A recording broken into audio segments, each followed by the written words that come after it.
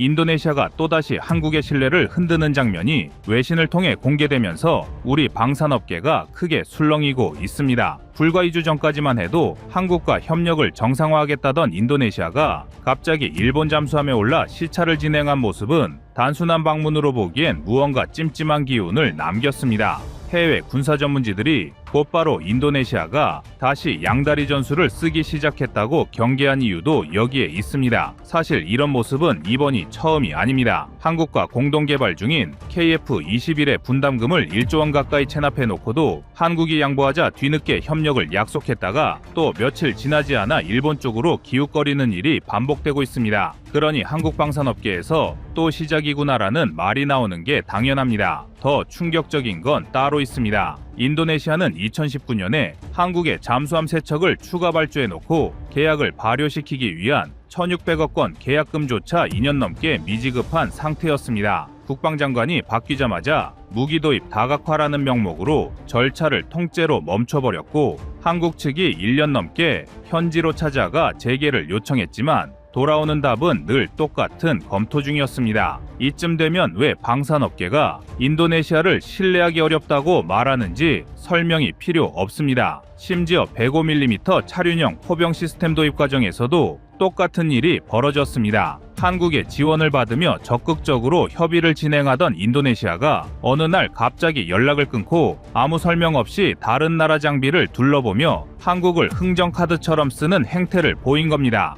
해외 전문지들이 인도네시아를 기만 협상의 전형이라고 분석하며 주요 방산국들이 모두 경계해야 한다고 지적할 정도입니다. 이 모든 과정을 돌이켜보면 한국이 지금까지 얼마나 인내심을 가지고 인도네시아와 협력을 이어왔는지 새삼 실감하게 됩니다. 우리 기술력과 성실함을 믿고 함께 가자는 마음이었지만 그 믿음을 인도네시아가 계속 시험한다면 더 이상 같은 방식으로 대응하기는 쉽지 않을 것입니다. 한국의 위상이 예전 같지 않다는 걸 이제는 인도네시아도 분명히 알아야 할 때가 됐습니다.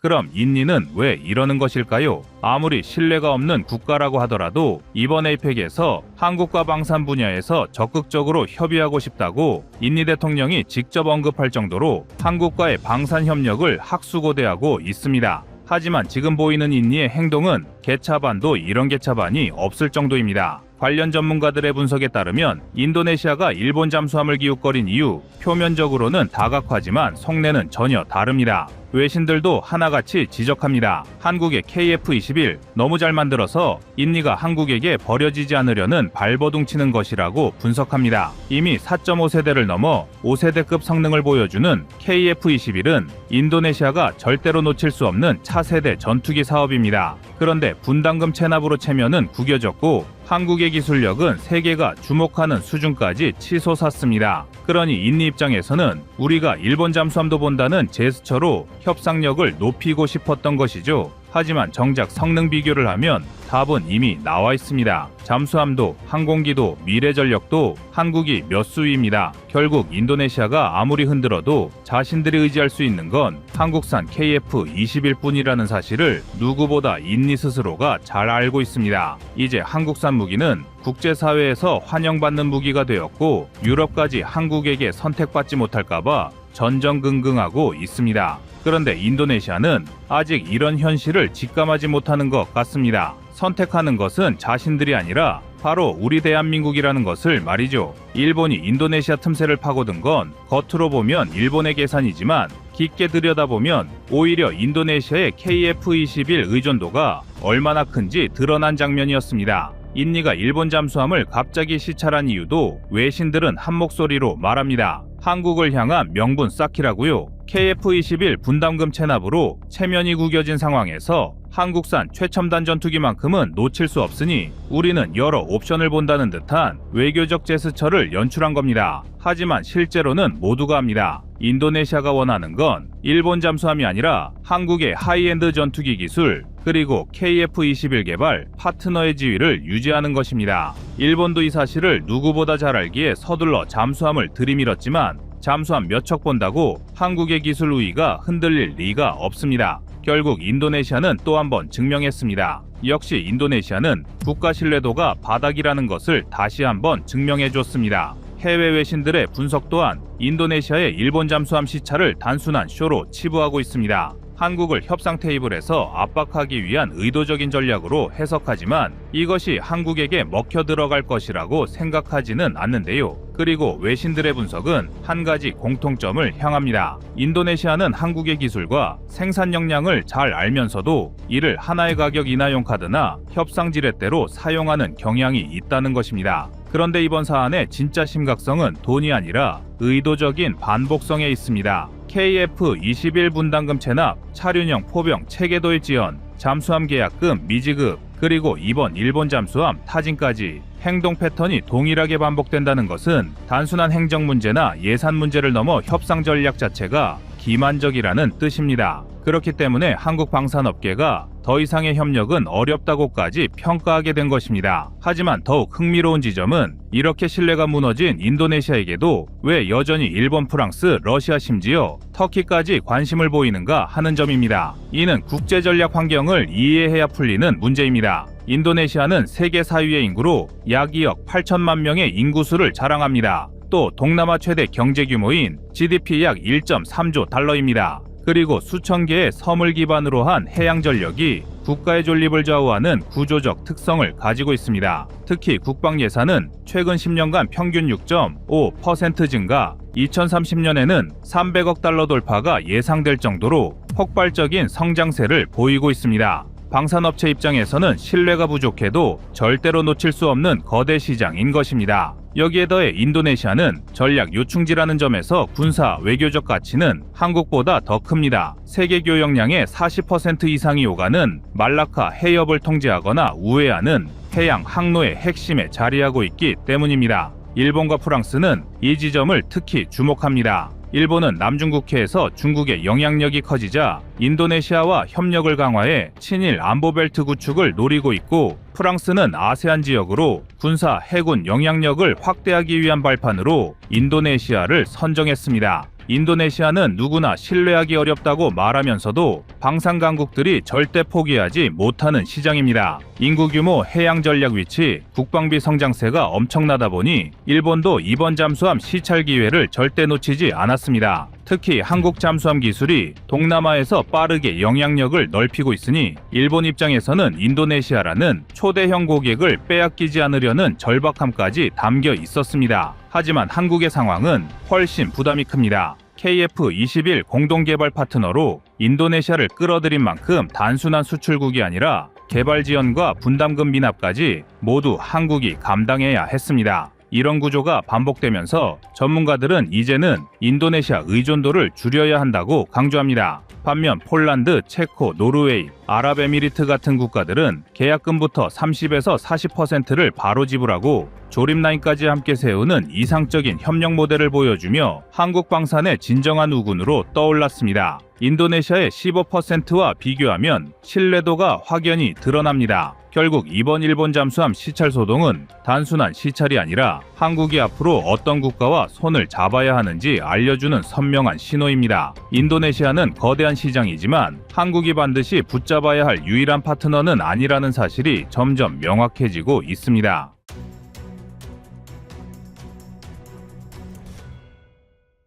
다음은 25년 2월 4일 인니분담급 지급한 배경 영상입니다.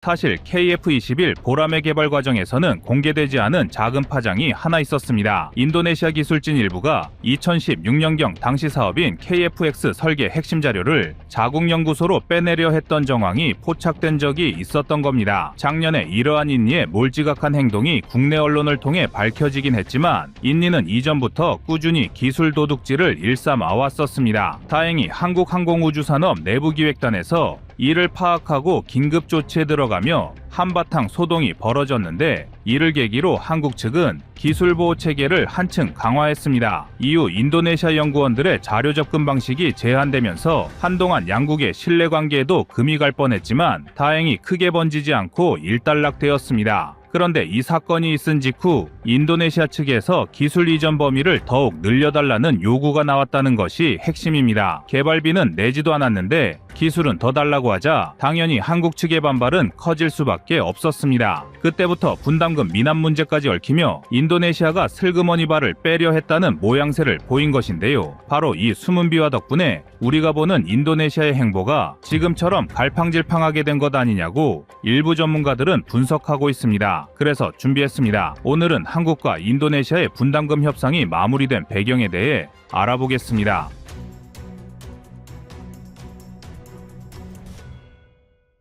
최근 한국과 인도네시아의 분담금 협상에 대한 보도가 나오면서 울상을 짓는 나라가 있습니다. 바로 러시아입니다. 러시아는 한국과 인니의 분담금 갈등이 고조되면서 자신들의 수호의 35를 적극적으로 홍보했습니다. 또 이런 로비를 통해 가시적인 성과도 보이기도 했는데요. 그도 그럴 것이 한때 인도네시아는 러시아산 4.5세대 전투기인 수호이 35 도입을 거의 확정하기 직전까지 갔습니다. 무려 11억 4천만 달러 규모의 계약이 성사 직전이었고 초도 물량 11대를 들여오는 조건도 거의 합의된 상태였다는 점에서 세계의 군사 전문가들은 인도네시아가 러시아와 더욱 밀착할 것이라며 관심을 보냈습니다. 그런데 코로나19 팬데믹이 전 세계를 덮치면서 상황이 급변합니다. 막대한 방역 예산이 필요해진 인도네시아 정부가 갑자기 전투기 구매 예산을 대폭 축소하기로 한 겁니다. 게다가 이 시점에 카투사 이슈가 겹치면서 튀르키예가 S400을 도입했다가 제재 대상이 된 전례가 남으면서 남일 같지 않다는 분위기가 확산된 것입니다. 튀르키예는 2017년 러시아의 S400 방공 시스템을 도입하며 미국과 갈등을 빚었습니다. 제재 내용은 주로 튀르키예 국방산업청을 대상으로 했으며 미국과의 방위산업 거래 금지와 국방산업청 관련 인사 비자 제한, 금융제재 등이 포함되었습니다. 이로 인해 튀르키예는 F-35 전투기 프로그램에서도 퇴출되었을 정도로 그 파장은 심각했습니다. 미국이 이처럼 분노한 이유는 S-400이 나토 체계와 호환되지 않으며 러시아가 이를 통해 미국 나토 기술을 역추적할 수 있다고 우려했기 때문인데요. 반면 튀르키예는 자국 방공력을 강화하기 위한 주권적 결정이라며 반발했으나 제재는 튀르키예 방산산업에 타격을 입혔고 미국과 튀르키예의 국제관계도 악화되는 결과를 초래했습니다. 이 때문에 인도네시아에게 수호이 35 사업은 예산과 정치적 부담 두 쪽에서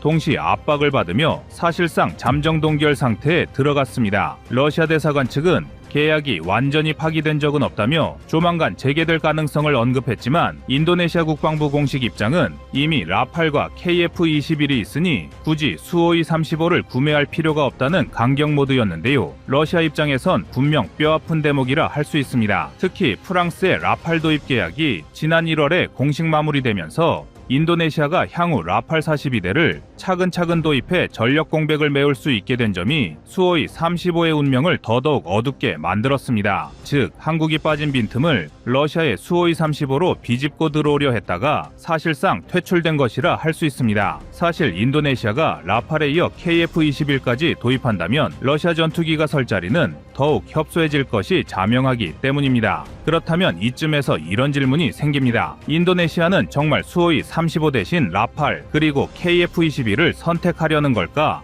라는 의문이 남는데요. 사실 인도네시아가 이런 선택을 하려던 이면에는 KF-21 공동개발 분담금을 체납하면서도 기술을 얻으려 했던 태도 변화가 가장 클 것입니다. 이 때문에 우리 국민들이 인도네시아에 대한 분노가 생기게 된 원인이기도 한데요. 돈도 안 주고 기술만 빼내려 한 사기꾼을 어느 누가 좋아하겠습니까? 이러한 여러 이유 때문에 우리 국민들은 인니에 한국이 왜 호구짓을 하느냐며 불만 섞은 여론도 형성되기도 했습니다. KF-21은 한국의 자주국방 역량 강화를 위한 핵심 프로젝트입니다. 동시에 인도네시아도 자국의 항공산업 발전과 기술 확보를 위해 공동개발국으로 참여를 결정한 프로젝트 사업입니다. 하지만 인도네시아의 분담금 미납 문제가 꾸준히 제기되어 왔습니다. 이미 1조 7천억 원가량의 분담금 중 상당 부분이 체납되어 한국이 다른 파트너라도 구해야 하는 것 아닌가 하는 고민을 꺼내든 적도 있습니다. 실제로 사우디아라비아, UAE 등이 관심을 표명했다는 이야기가 들리고 동남아 다른 국가들도 개발 성공 시 지분 참여를 검토한다는 소식이 예전부터 흘러나왔습니다.